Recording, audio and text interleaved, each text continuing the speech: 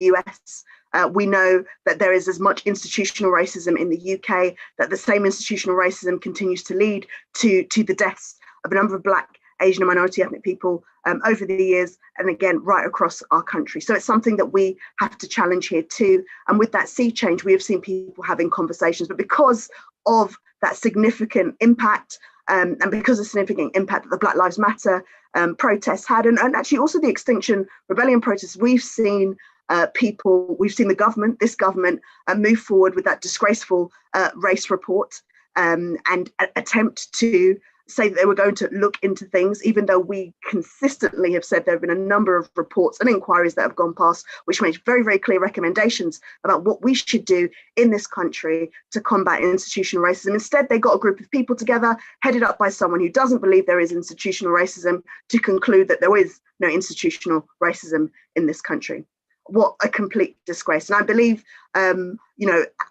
the majority of people across this country, who this report was about, by the way, I don't think it was for us, but it was definitely about us, that rejected the disgraceful report. And on top of that, we've seen an increasing authoritarian kind of lean from this government, from attacking our right to vote, asking us to produce voter ID, which we know will discriminate against ethnic minorities in this country, as well as coming after our right to protest through the Policing Crime Sentences and Courts Bill. So even though we have seen a mass movement arise, even though we've seen for the first time ever in the US, a police officer actually faced the consequences of their actions in terms of murdering a Black person, even though we've seen all of this, now is certainly not the time to let up. The backlashes will continue to come, and the more we demand in terms of justice, the more we will face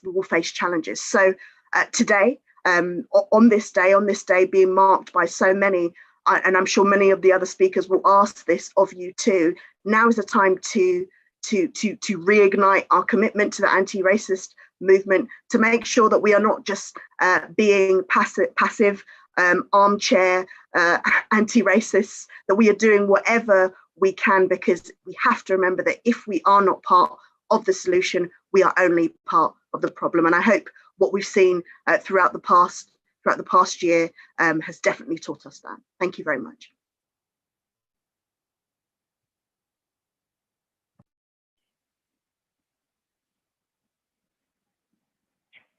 Thank you very much, Belle, for that contribution. Our next speaker is Kehinde Andrews. Kehinde is the author of The New Age of Empire and a professor of Black Studies at Birmingham City University. Kehinde. Hi, hopefully you can hear me. Yeah, greetings to everybody. I think, I don't know, but I got a lot of feelings about this week. Generally, one of them is a feeling of tiredness. There's also something about the anniversary, like the way it's been, like it was happy anniversary. George Floyd was murdered on this day. It just seems something don't sit right with me. I'm gonna be 100% honest, because I do get asked a lot of questions about this, obviously, and where we are a year after the murder of George Floyd, what's changed, and in the UK, unfortunately, it's largely changed for the worse, actually.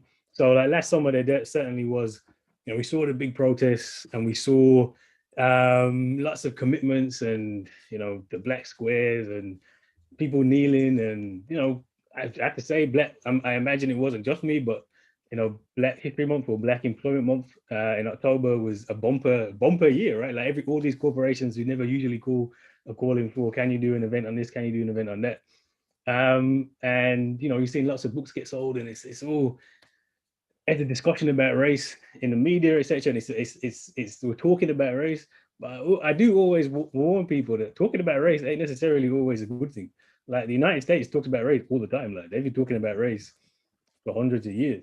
And if you actually look at the situation there, is worse than it is here in many ways, or more extreme than it is here anyway. It's just as bad here as it is in the States. It plays out in different ways. But talking, just because we're talking about race, it doesn't mean it's a good thing. And I think that and I'd say that on two ways. So one of those is you kind of have this way of talking about race, which is culture war, right-wing press, In fact, who talks about race the most? Probably the Daily Mail. Daily Mail love talking about race, just not in ways that we would accept as being positive. And if you look at the government, and as Belle mentioned, the government's response is part of this bigger backlash against the ideas of structural racism, with that so-called report, with everything else that's happened. In terms of actually policy and the government level, there's no doubt we're actually worse now than it was this time last year, because the backlash has been so clear.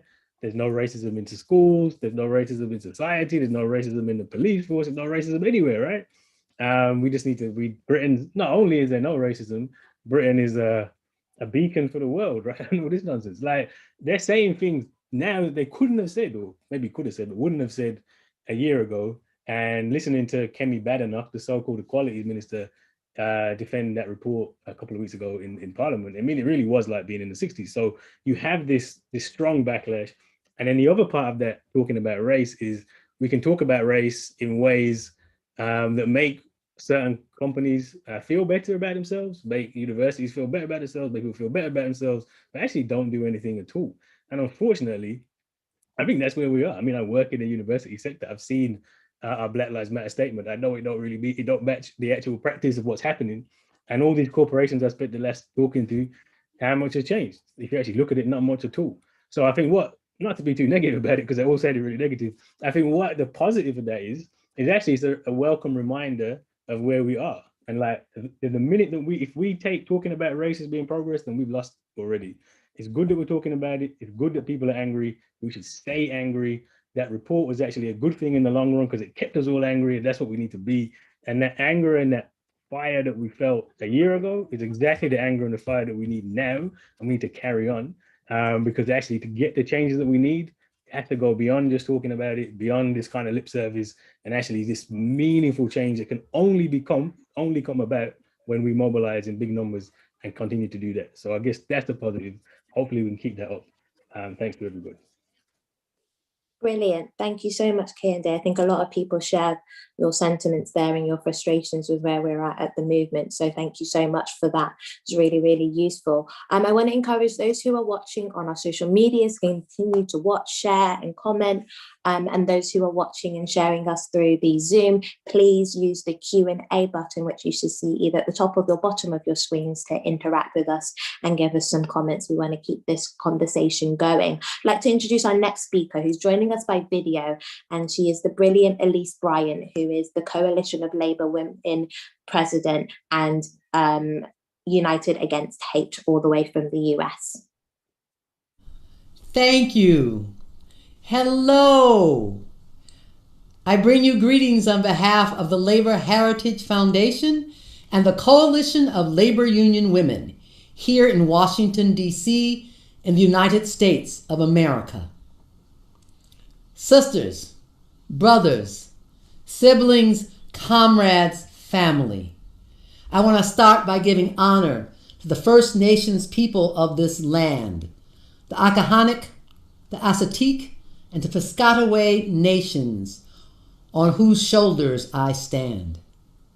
I want to give honor to Ella Baker, civil rights activist and pioneer, who said, "We who believe in freedom cannot rest." I was reminded of the song yesterday when I met with Unison members of the Northwest Black Workers Committee. We had a lively discussion, and the subject of fatigue came up, about how people are tired and what's happening with the Black Lives Matter movement. I'll tell you what's happening with the Black Lives Matter movement. We are moving forward. In the words of Ella Baker, and I want to thank Bernice Johnson Reagan for putting it to music, we who believe in freedom cannot rest. Sing it with me if you know it. We who believe in freedom cannot rest. We who believe in freedom cannot rest until it comes. We who believe in freedom cannot rest, cannot rest. We who believe in freedom cannot rest until it comes.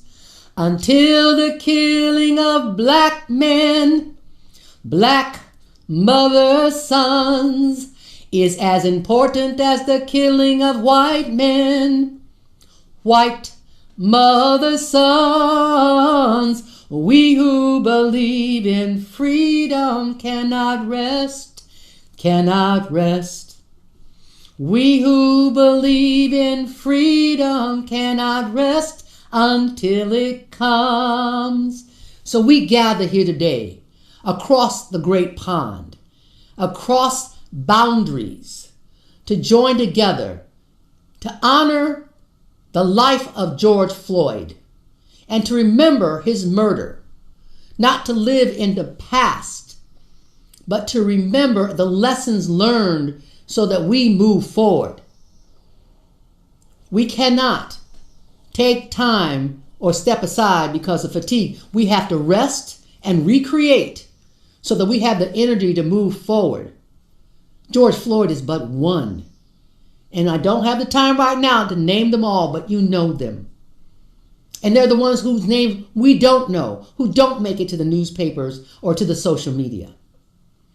I join with you across the waters, across the geographical boundaries, to envision and demand an end to the racist attacks on people of color, not just black, but brown, all people of color around the world, whether it's by the police, or whether it's by individuals, or whether it's by the state. It must stop.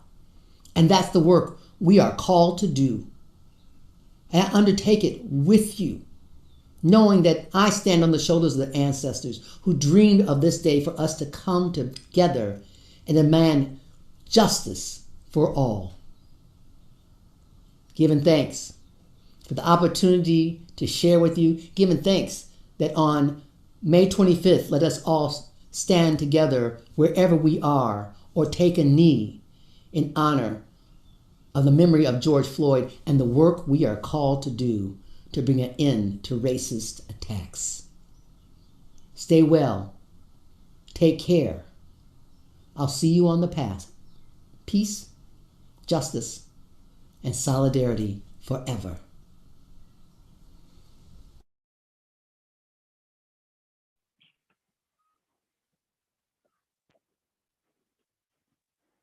Thank you very much, Elise, who sent us a message all the way from the US. And I 100% agree with Elise that those of us who want freedom cannot wait, and which is why this event and all of us gathered here today and the subsequent events that we're going to take as part of the Week of Action is incredibly important for us, not just in memory of George Floyd, but also in memory of Dylan Atkinson, whose murder trial is currently ongoing, and hoping that his family also gets justice for his death. So I'd like to introduce our next speaker. Our next speaker is Mohamed Bashir from the Moyed Bashir campaign.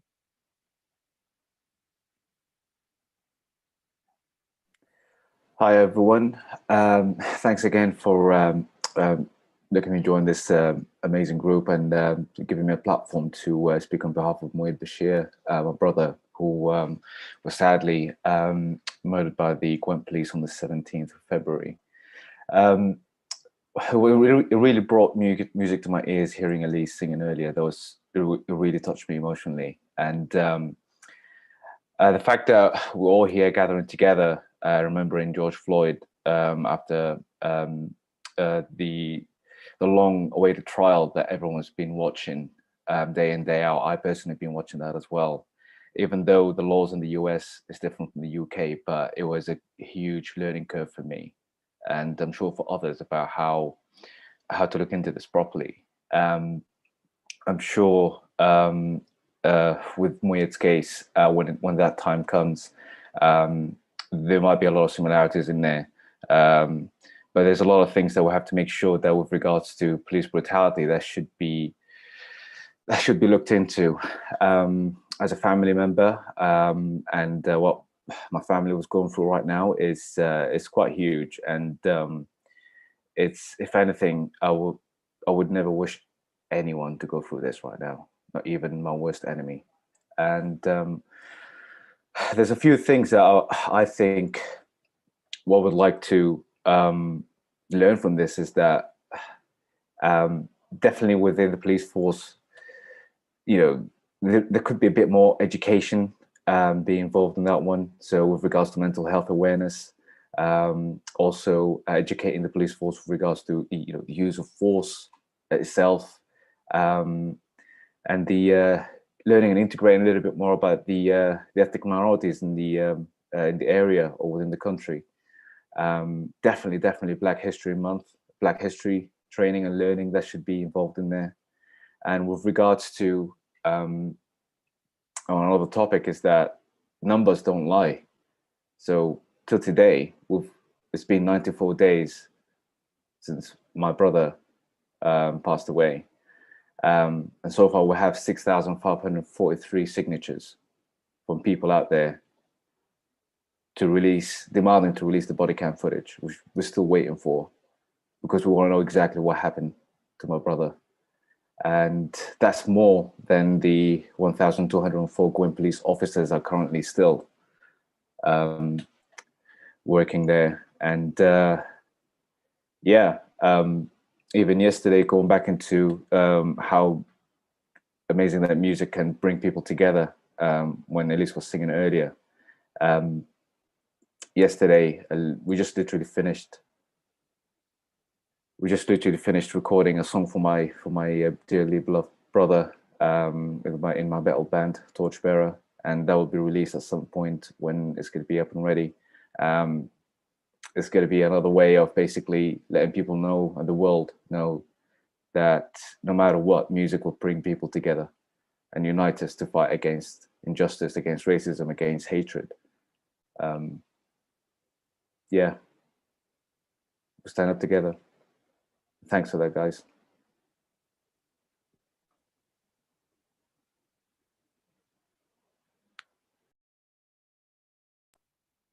Brilliant. Thank you so much, Mngaza. That's so powerful, and we offer you full solidarity to everyone in your family and the campaign that you're going through. It's really important that you continue to share that message. I'm just going to read out one question that we've got out from the chat, and it asks from HJ, what do we think it will take to wipe out all forms of racism in the UK?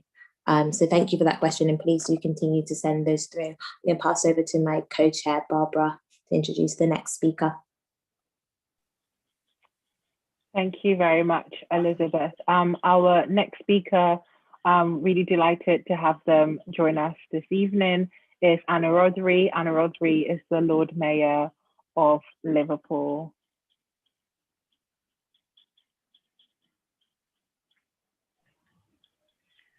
Good evening, everybody. It is a very sad occasion that we're coming together once again for another brother who's died at the hands of the police.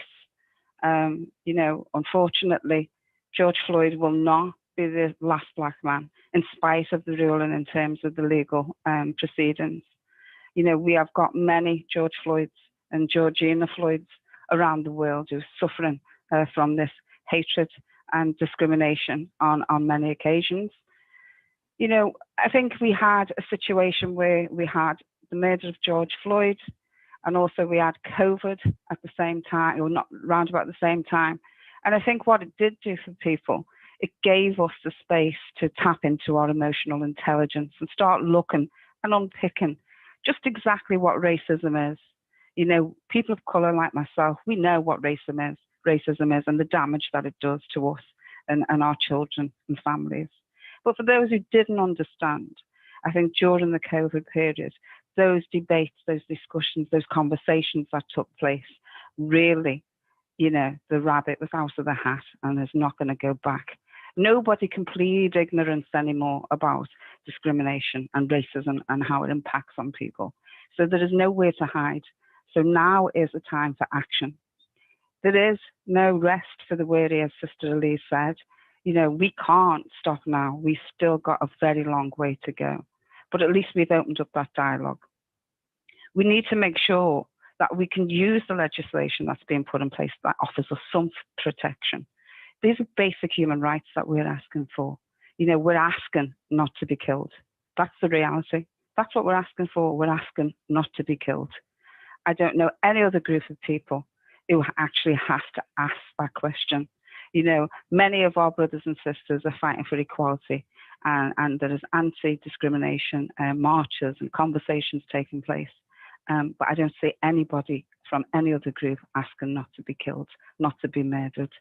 I think time for conversations are really, my patience is wearing very thin with this. We've got research, we've had so many papers, we know what the issue is. We do not need any more reports or any more research. We need action.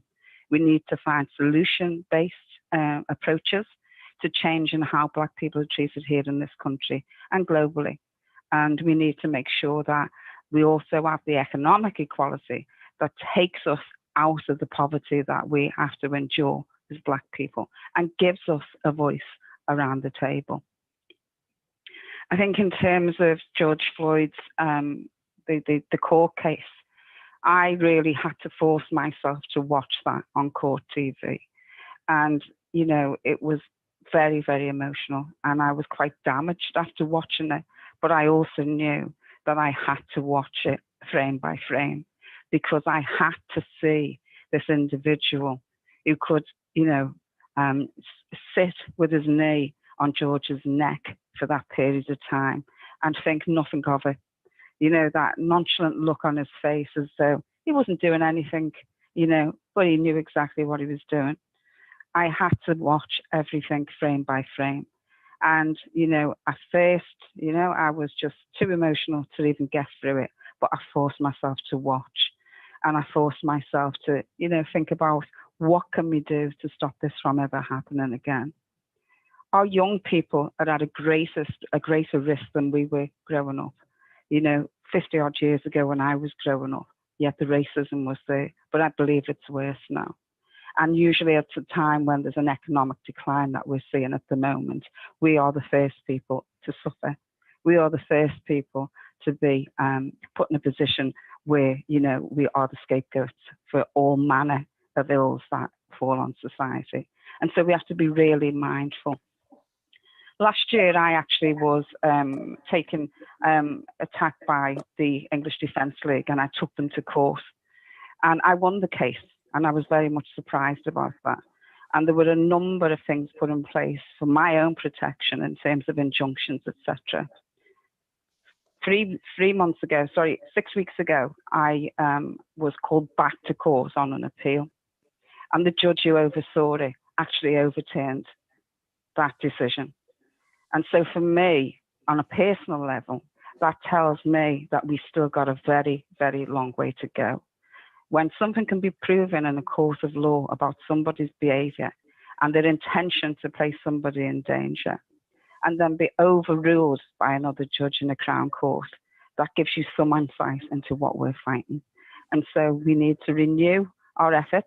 We need to stand firmly together, stand shoulder to shoulder, and continue to fight for our lives. Thank you. Thank you so, so much, Anna. Fantastic words for us to kind of mull on. That was really, really brilliant. I want to introduce our next speaker, who's a fantastic activist and organiser, and she is Natasha from All Black Lives UK. Over to you, Natasha.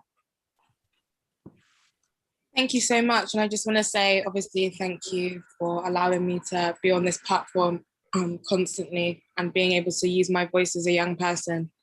I just want to say, obviously, from a youth perspective, a year on from George Floyd, it's made, young people a lot more political. And I think people are starting to see the real injustices that are going on in this country. However, there is a lot more that needs to be done, and it needs to come from, the bottom sort of upwards. We can't expect, people in government and in parliament to, give Black people their liberation and give them their freedom. So there needs to be a lot more work on the ground, especially, with grassroots organizations and other things like that, where people are, joining together and making sure that they are having their voices heard. I think there's a lot of kind of disconnects between organizations. And I think just because of the year that everybody's had and how impactful, you know, George Floyd's murder was, it's been really hard for everyone to kind of figure out, so what do we do next?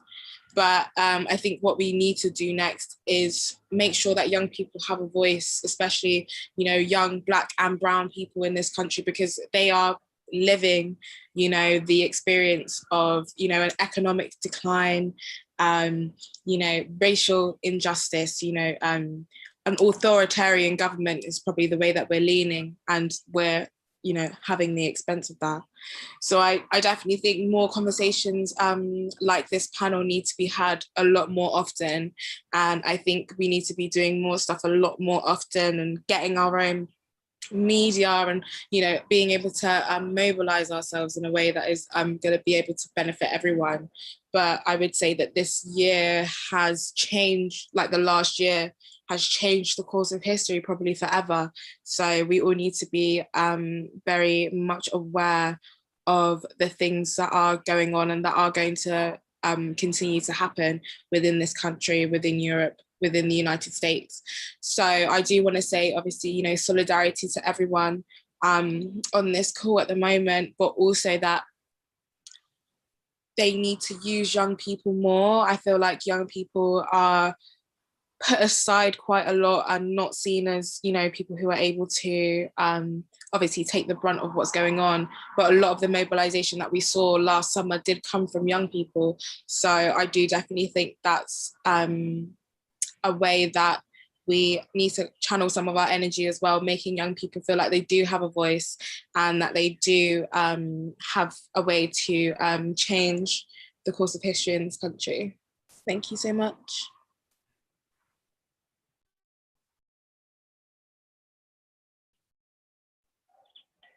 Thank you very much, Natasha, for that contribution. It's great to see yourself here, given that All Black Lives UK led a lot of the protests that took young people and older people, people of all backgrounds out in the streets last year after the death of George Floyd, in lots of towns and cities in this country that probably never seen anti-racist, you know, self-mobilization before. So credit to you and the rest of your colleagues at All Black Lives UK for doing that. I am absolutely inspired by the work that you guys do. I am pleased to introduce our next speaker, who is also representing an individual who has lost their life in this horrific year, horrific year that we've had. And I think that this case deserves to be spoken about and more people need to get involved. And I'm sure the speaker will update us on what's going on. So I'm pleased to introduce Lawrence Davies, who's the Equal Justice Solicitor for the Mujinga case. Lawrence?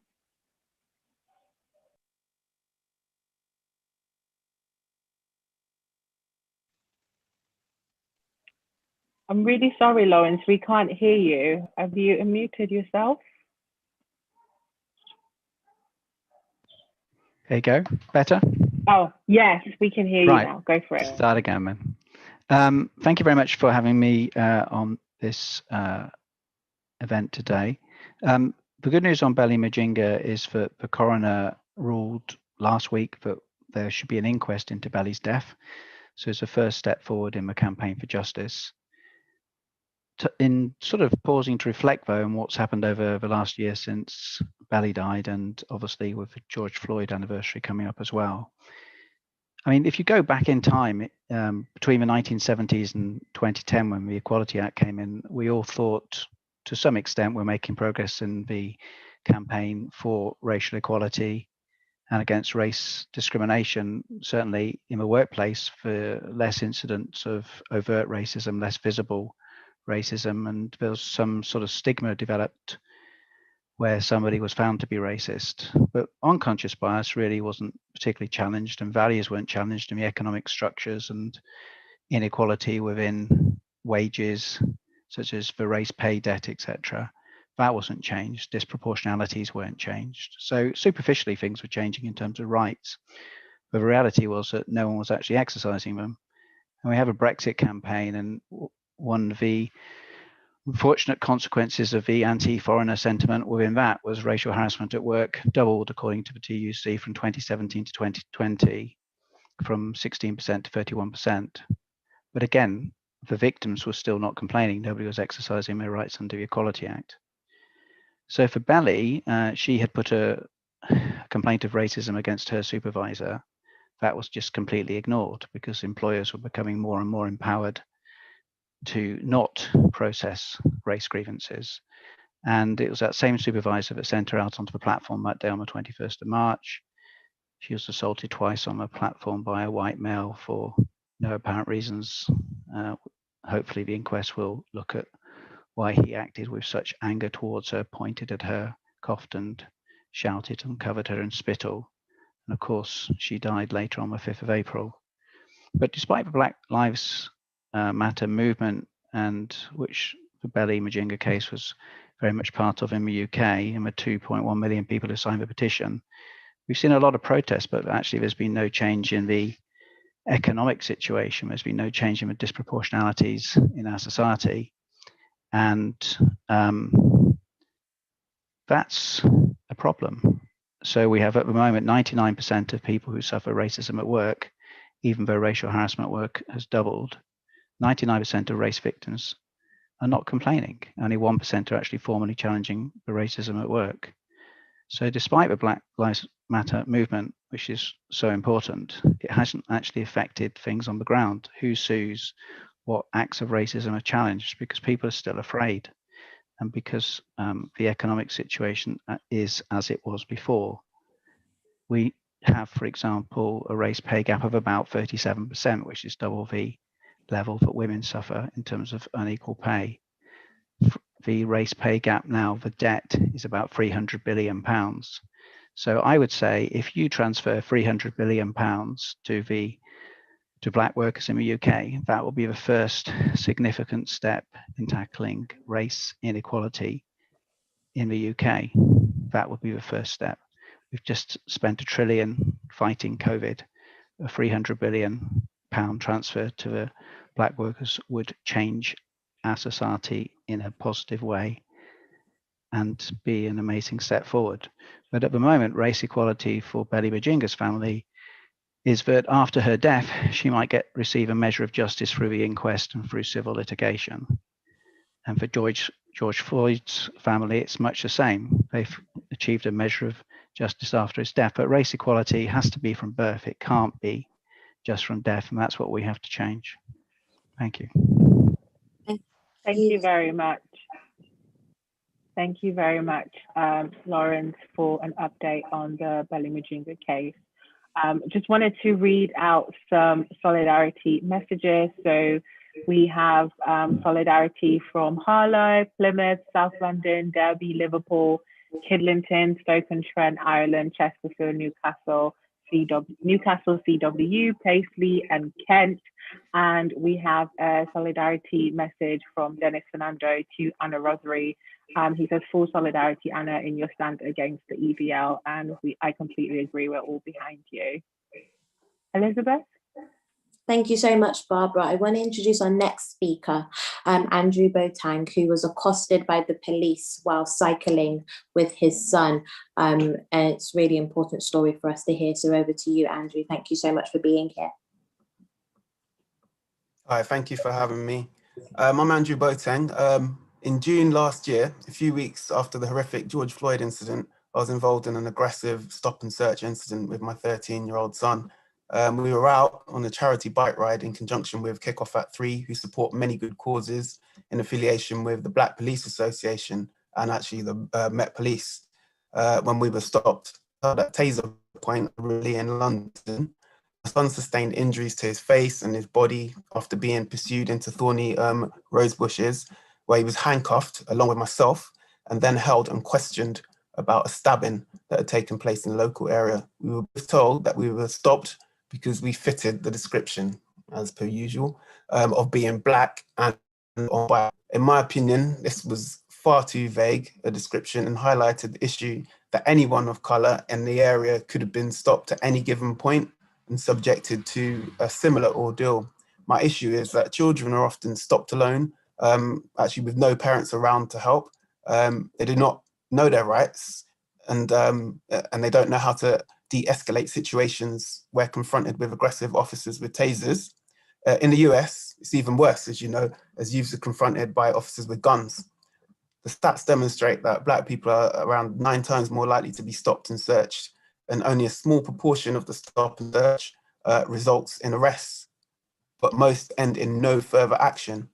This raises huge question marks around the use of Section 60 and the use of force practices. I'm not against stop and search, as many will not be, if done in a respectful manner and is intelligence-led, not targeting people from particular communities and backgrounds indiscriminately, as does happen. Stop and search can be a useful tool when used correctly, alongside other policing measures, but the issue remains around the trauma being caused to young people of colour and their families being subjected to aggressive stop and search and disproportionate use of force with little or no psychological support aftercare afterwards. In my area, North London, along the same, in the past, there have been several high-profile incidents involving school kids being beaten up by an officer recently on the way to collect their GCSE results. Dead body was retrieved from the same local canal following a police pursuit, and a child has been left with life-changing injuries and ended up in a wheelchair following a stop and search, just to name a few. The length of time taken to investigate critical incidences of stop and search and holding those do not follow the appropriate pace and police codes of conducts to account is astounding and needs to be revised urgently. I'm still awaiting the outcome for my case actually today, 1 year on, for example, can you imagine? Following my ordeal, I knew I couldn't stand by and just let this happen to other families.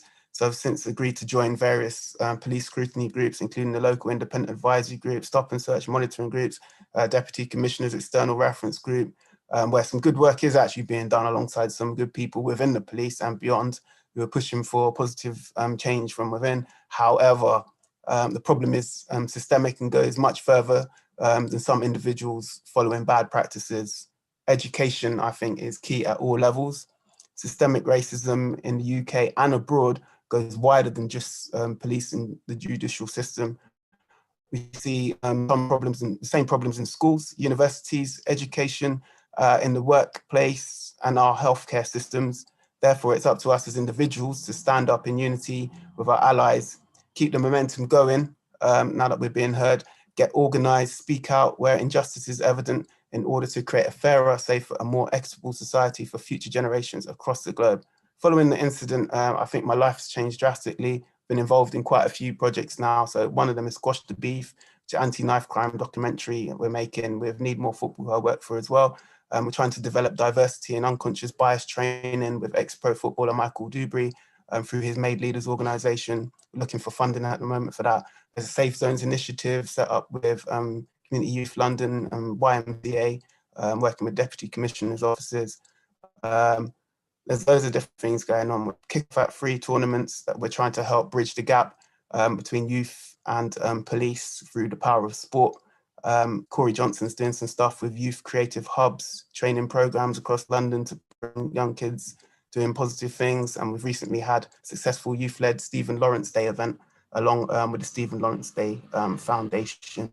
So there's lots of things going on to look out for. Thank you for having me, really. Thank you very much, Andrew, for your contribution today. Our next speaker we have with us today is Cammilla Mngaza from the Free Siyanda campaign. Cammilla? Thank you. Thank you very much for inviting me here to speak. Really appreciate that. I wanted to say, really, in this institutional racist system, we have to deal with the police already having too much power as they are protected by the very same system. How else have Davies Post Police got away with not investigating Siyanda's hate crime, where she was badly beaten and stamped in the face by grown white adults? How else was the Davies Post Police able to get away with confessing in court with no good reason why they did not investigate the aggravated racial assault committed against Siyanda by these white adults? Why did they not obtain the medical records of her injuries given to them by myself? Why they failed to give the CPS photographic evidence I provided them, proving that Siyanda's face was stamped on? It is because the police already have this power and are already protected by the system. That same evidence, which the Dyfed-Powys Police chose not to provide to the CPS, along with forensic expert reports, was provided to the Royal Court of Justice. Now, these appeal judges accepted this evidence, which means they accepted that Siyanda's face was stamped on, and accepted which CPS witness stamped on her face. This acceptance undermines the CPS case against Siyanda completely, as the CPS claims that Siyanda was not harmed in any way. But still, the Dyfed-Powys Police are getting away with not acting on the proven findings accepted by the Royal Courts of Justice. The police have already too much power. The police in the UK are getting away with innocent Black people being sent to prison, getting away with Black and brown men and women being killed. For the campaign, it's important for us to unite with others and protest against these injustices. Even though Siyanda's appeal was denied on the 23rd of March this year, the outcome of that appeal was a very significant one, which is why I would like to thank Hilary Brown from Virgo Consultancy Services, who had taken up Siyanda's case, where she headed a legal defence team who then worked tirelessly on the Siyanda's case with forensic experts, and also instructed Michael Mansfield onto Siyanda's case, along with the defence team, and they worked hard to champion Siyanda's case. Without them, we would not have got as far as we needed to on the journey of proving Siyanda's innocence. Hilary and the defence team still work tirelessly on Siyanda's case with the goal to achieve a final outcome, which in my opinion is to overturn this unlawful conviction. Hilary was able to also introduce us to activists to help us jump on the campaign and promote this further, which is why I would also like to thank Lee Jasper from Black Box, who has electrified the campaign since jumping on board and is now our spokesperson for the campaign. His passion and drive and energy has made a real difference in raising the profile of Siyanda's injustice, and his insight and experience has been valuable to us and invaluable to us.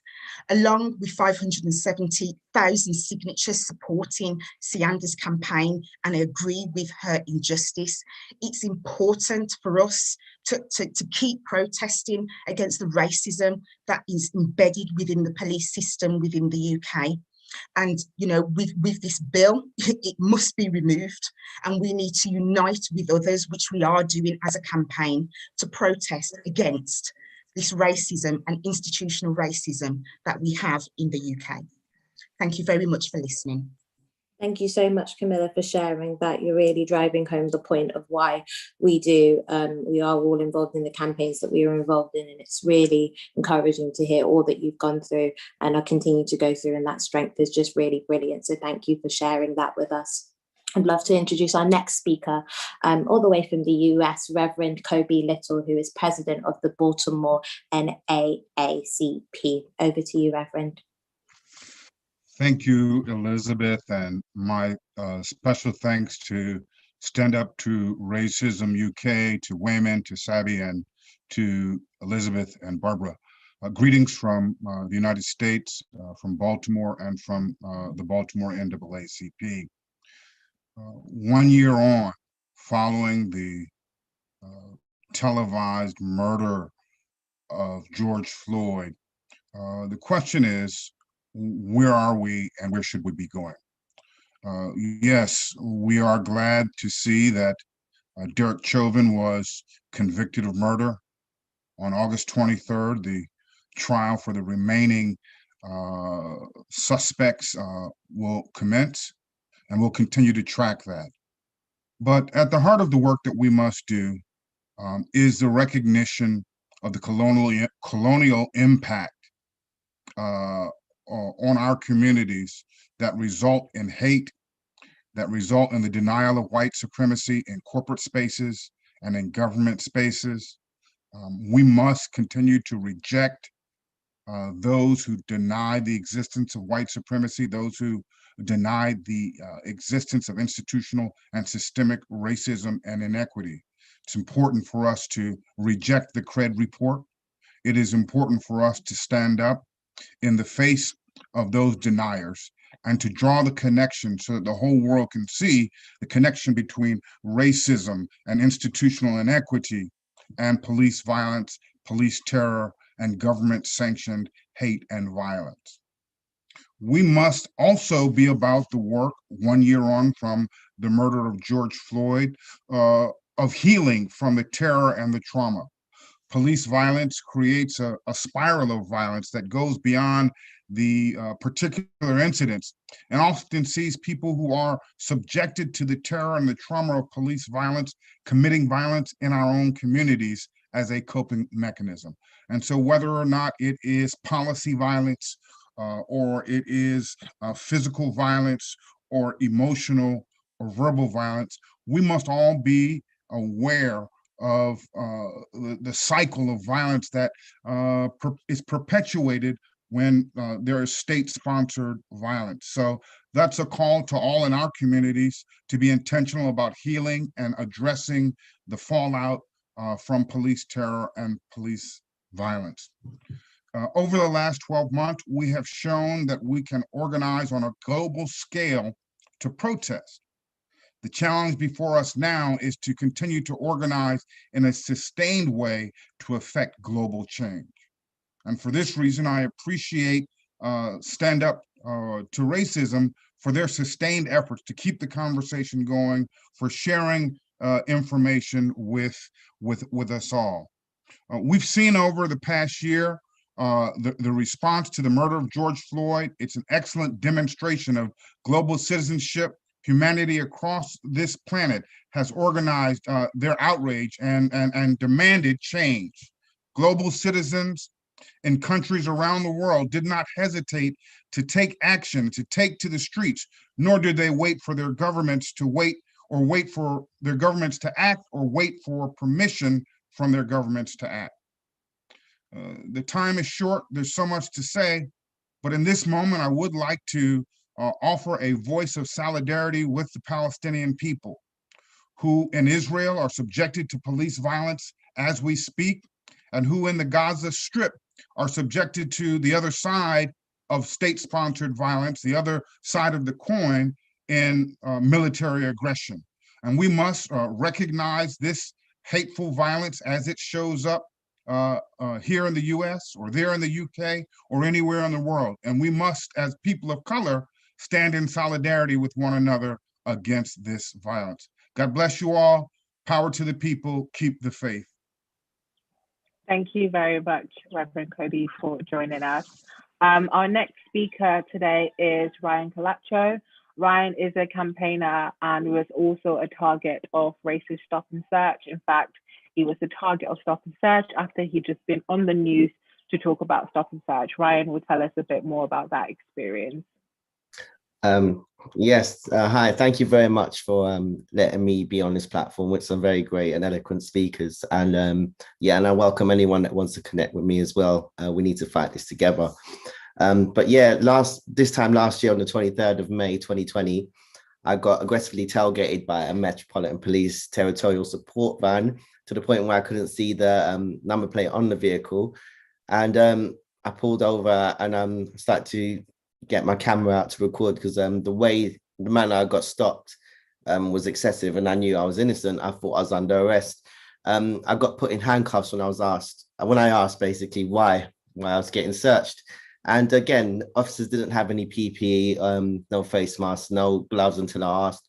And yeah, they lied about a large smell of cannabis coming from my window. Very specific words, considering I've never been involved with drugs in my life, and I was actually dropping food to my dad. So that's not a situation where I'd want to have a smell of cannabis anywhere near me anyway. 2 days later is when George Floyd unfortunately died. And it's something that went through my head because it's actually years of a lot of police trauma for some of us, because a lot of us have been subject to quite a few stop and searches, even prior to us having camera phones to record this, and even before police officers had body camera equipment on them. they failed to respond to me on Twitter. I did ask them why this happened. They just were being unresponsive. So I went on Channel 4 for an interview about institutional racism in the police and the system on the 29th of May 2020. So we're speaking about George Floyd and as well as other things, just general institutional racism. And on the way back, I stopped to check my phone because it was going off, and to order some food on the way home because we were in a pandemic, and that was my only chance, to get something on the way home from somewhere I haven't eaten in a long while because we weren't allowed out too far back then. I got stopped. I got blocked literally before I was going to leave, and police officer said local businesses have called the police on me, and that was a lie because they've actually admitted that's a lie now. But obviously they're very clever with their words. There were no businesses open. There was no one around. So I doubt anyone would have called the police on me anyway. And they also lied about me dashing stuff within my waistband as they approached me. Now, that's something they haven't addressed. Clearly, I got strip searched. I got assaulted. I got my head smashed on the floor after my window was smashed in. And then they picked me up and smashed my face on the wall. I got drug tested and everything. So these were clear lies. Then they decided to keep me overnight. I had an interrogating interview because we weren't allowed solicitors inside while in custody because of COVID regulations at the time. So I was literally alone during that time. In the morning, probably around 4 a.m., they let me go. They told me they weren't going to give me my car keys back. They have to wait till business hours to get them back. And bear in mind, I was in the city of London at this time, and I live further out in Greater London. So I had to walk around for hours doing nothing. On my way back towards the police station where they had my car in their pound, I got stopped again by police officers. And they asked me as well at the time, they said, what am I doing around? And I just didn't want to answer any questions. Then they said, oh, weren't you in custody this morning? So they clearly stopped me to aggravate me.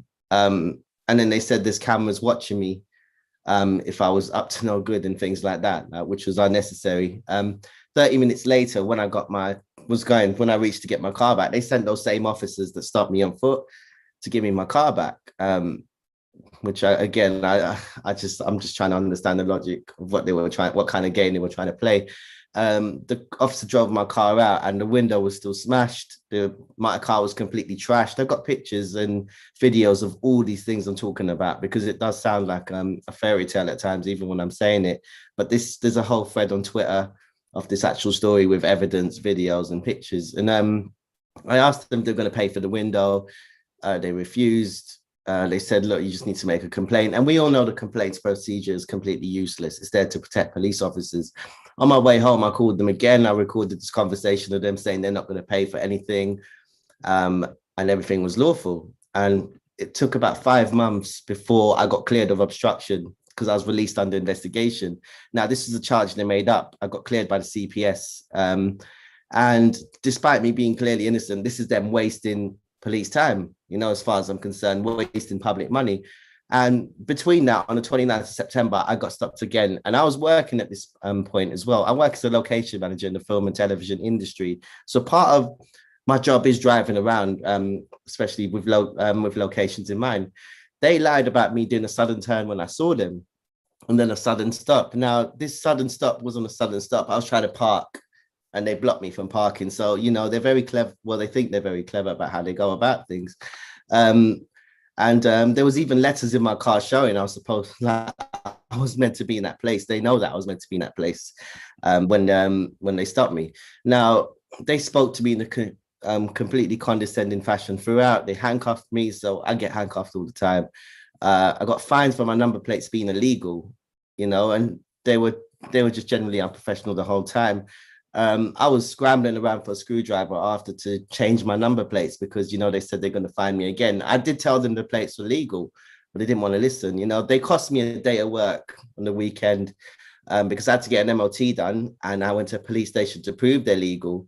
So again, I proved my innocence again, just like I have over and over, and nothing's been said. There's never been an apology, despite me being in the right every time. And I don't think this would have happened had I been an IC1 male or white male.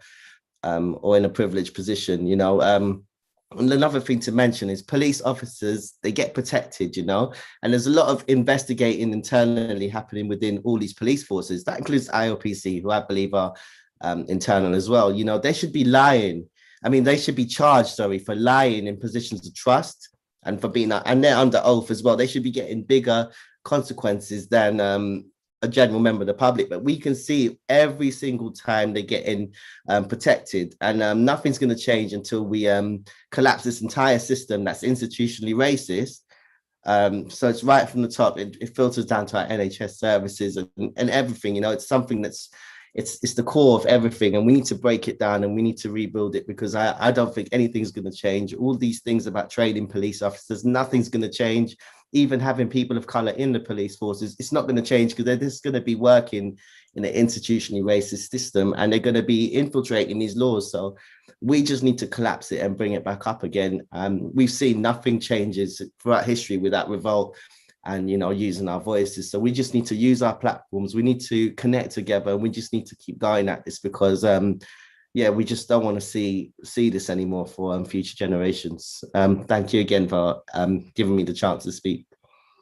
Thank you very much, Ryan. I know it kind of been easy to sort of relive what was quite a horrific audio in terms of the way that you were treated and what subsequently happened. But thank you very much for coming here. And like you rightly said, using your voice and speaking out. And yes, the police organization is institutional racist, and we must continue to say that, and we must demand it to be scrapped and done in a way that actually doesn't target certain minority communities in the country. So our next speaker we have with us is Zainab Hassan, and Zainab is from the Justice for Mohammed Hassan campaign. Zainab? Yes, hi, good afternoon. Thank you for having me. I'm Zainab Hassan. I'm the auntie of Mohammed Hassan, who died in January in Cardiff in the UK. Mohammed was a healthy 24-year-old young man.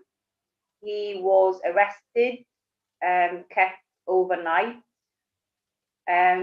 released the next morning, battered black and blue, and died around 9 hours later at his home in bed. Up till now, it's been four and a half months since my nephew died, and we are still not any closer to actually knowing what happened to him. We still have no answers. I don't feel that we are any closer today than we were the 9th of January when Mohammed had passed away, which is very, very sad. I think a lot of things need to change in order for us to move forward. I believe there has to be the whole system has to be scrapped, really, as a few people have already said. I think the way that the police deal with people of color in custody is definitely something that has to be looked at. The police have too much power and too much protection, and have had it for too long. They've had it for too long. Therefore, why should anything change in their eyes? Everything's fine. They can get away with killing innocent people. My nephew was released without charge. Why did they feel that they needed to hurt him in such a way? Those bruises that my nephew had suffered, that he had, will stay with me for the rest of my life. No family should ever have to go through what my family have gone through, what we are going through every single day. He was a young, healthy, 24 years old young man who was looking forward to life, about to become a first-time dad. It's horrible. It's horrible. And I hope no other family has to ever go through what we are going through at the moment, and what many other families are going through at the moment. But unless there is change, unless this system has a complete overhaul, then there will be lot more incidents like this. There will be more families grieving. There'll be a lot more mothers crying at graveyards. So there has to be change. I would like to thank our legal team, Hilary Brown. Hilary's been absolutely amazing from the start till now. She's been a rock for our family. I don't think we would have got as far as we've got without Hilary. I don't think it would have been possible. I would like to also thank Lee Jasper, he's been absolutely amazing in getting the case out there, in just getting the case awareness, really. So thank you, and thank you to everybody on this platform today. It's been really sad, honestly, to listen to so many other family members share their stories. But like I've said, unless there's change, unless there's a scrap of the system scrap, then I don't see how anything will change going forward, whether it's the NHS, whether it's the police, whether it's the education system. Everything that this system is based on is nothing but racism. Therefore, it needs to go. And I will give you just a very small insight to what I'm talking about. My nephew's case at the moment is with the Independent Office Police Conduct, IOPC. I forgot the percentage now, but there's the amount of numbers of the people on the IOPC, I think it was something like 40% or 50%. I don't want to say a figure which is incorrect, are ex-policemen. Now, how would you feel if your individual, if your loved one, if your, someone, a family member had died in the hands of the police? Then you find out that the people who are investigating his case are ex-policemen. What hope would you have? It's yet again another kick in the teeth. Thank you all for this opportunity. Thank you for this for this to be organized. Is amazing for me to be given this time. I could sit here all day and talk about this, but I know there's so many other lovely people waiting. So let's keep fighting, and hopefully change will come, and hopefully one day I hope that our children's children maybe will live in a world where there is no racism. Thank you very much for your time. Thank you so much, Zainab, and we could listen to you all day, really and truly. I think you hit the nail on the head when you said this actually has to have some sort of action to stop seeing this.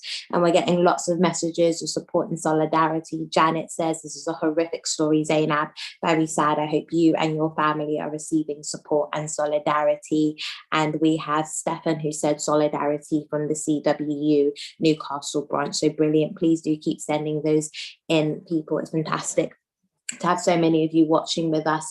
I want to introduce our next speaker, who is always such a treat to listen to, and he is Weyman Bennett, who is the co-convenor of Stand Up to Racism. Over to you, Weyman. I hope you can hear me. I want to start off by saying we have had success, and also to say what the problems are. The first thing is the problem is our government. Our government is dedicated to pushing forward racism. And I'll give an example of somebody. I'm going to talk about Mr. Drax, the Conservative MP for South Dorset, who has a 700-acre house with a palace, Childborough House, which was built on slavery. Mr. Drax is one of those people that's argued that we should attack the Black Lives Matter movement. He's called it a desecration. There's a direct link between slavery, colonialism, exploitation, and senior members of the British government. And that's part of the reason why they've tried to deny institutional racism.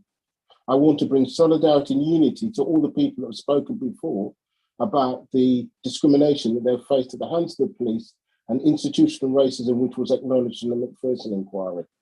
Let's take the case of Ben Hanham, who tried to join the police, who was a neo-Nazi. And I believe he claims that he had a girlfriend who was Muslim and black. He claims that one of his parents are LGBT positive. But nevertheless, he was a neo-Nazi, and I think he tried to join the police force, and rightly he's locked up in prison today. Sadly, I think other people have got through. We have to be honest about the basis of prejudice and discrimination. If you're 9 times more likely to be stopped by the police, and under Section 60, 40 times more likely when they've got those powers in there, these powers have to be reined in, and human rights have to be put at the centre of how people are treated. I'm going to suggest that we have to celebrate the fact that millions of people marched, black and white. It was an army under BLM, which was led by black generals. It led to significant change, the toppling of statues of slavers, but we haven't toppled the underground, the underground or the reasons for that discrimination. I believe that Priti Patel, I believe that the Home Secretary, by targeting refugees and asylum seekers, is showing the worst elements of our society. I'd like to salute the people in Pollock Shields who saved 2 asylum seekers from by the community of both black and white coming together to understand why there are real problems in our society, but the people to blame are those people at the top of our society. I want to say that the movement that we're joined is a movement that's been taking place for hundreds of years. And the most important thing to do on the 25th is to understand, despite the distortions and the lies they say about our movement, we're going to take action. We're going to join with the TUC. We're going to show to this government and to other racists that they don't have a right, or they're not the majority, that the majority of people will defeat them. Earlier, Anna Rothery talked about the EDL and the BNP. We defeated those people, stopped them from marching, took our streets back. And I think that what we have to understand is that we're part of this movement, is we're at the beginning of this movement, and we have to start off by the 9 minutes and 28 seconds to murder Chauvin murdered George Floyd. We will never forget and we'll never forgive. But also we have to make sure that we call for a real public inquiry into the 127,000 people that I believe were socially murdered by this government because they denied them basic PPE, disproportionately black. We won't forgive and forget. Let's give voiceless to those people that have lost their voice. And I'd ask people to join Stand Up to Racism. Collectively, solidarity and unity is our watchword and our power that has led to change. And by embracing this, we can talk about how we do this. So we have that solidarity. That's our way to pushing back racism. And I'll stop there. And I want to thank all the other speakers and join with the movement for change. Thank you. Thank you very much, Weyman, for that contribution and for that summing up and rounding up of where things currently are and where we should be going. It gives me great honor to introduce our last and final speaker, the president of our organization, Diane Abbott MP. Diane? Diane, you're on mute. You were so ready to go. There you are. I was ready to go. First of all, I want to say thank you very much, Elizabeth and Barbara, for chairing this meeting so well. We all know that those images of George Floyd being murdered went around the world. Now, it wasn't the first time a black man has died at the hands of the state, either in America or even here in Britain. But the video that young girl took was absolutely incontrovertible evidence of what had happened. They couldn't say he was resisting arrest. They couldn't say he was exaggerating. They couldn't say the usual things they say when a person of color suffers violence at the hand of the state. That, you know, as they said in the trial, do you believe what your eyes show you? So it sparked a global Black Lives Matter movement because every country has the experience of state violence and injustice against minorities. And this evening, we've heard from a number of cases here in Britain, sad but typical cases, including Ryan Colaço, Siyanda, Andrew Boateng, Belly Mujinga, Moyed Bashir, and Mohammed Hassan. And I'd like to personally thank the people that spoke so movingly to those cases. But of course, although the death of George Floyd sparked a new international movement for racial justice, it also sparked a backlash. And the main vehicle of the backlash here in Britain was the government's Commission on Race and Ethnic Disparities, led by a man called Tony Sewell. It was a deliberate counterattack on the movement for racial justice. The commission had people on it who had been handpicked because they didn't believe there was such a thing as institutional racism.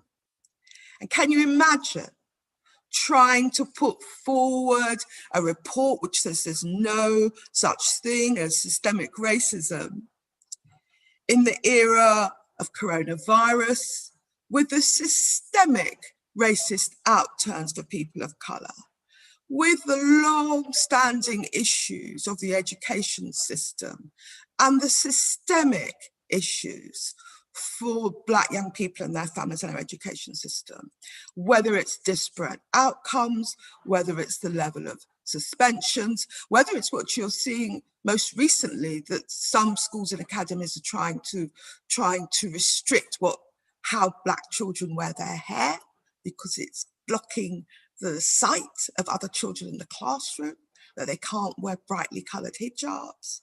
How can the government have the face to produce a commission which says there's no such thing as systemic racism? But sadly, they did.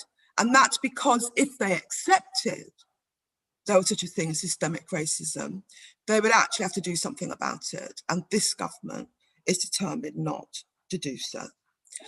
So where do we go from here?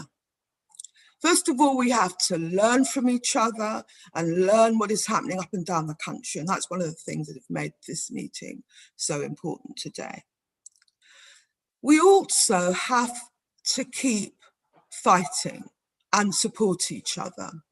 And one of the most positive things that I've seen in recent weeks was the response of the community, a nearly all white community in Glasgow Pollock Shields, who came out to defend their asylum seeker neighbours from a dawn raid.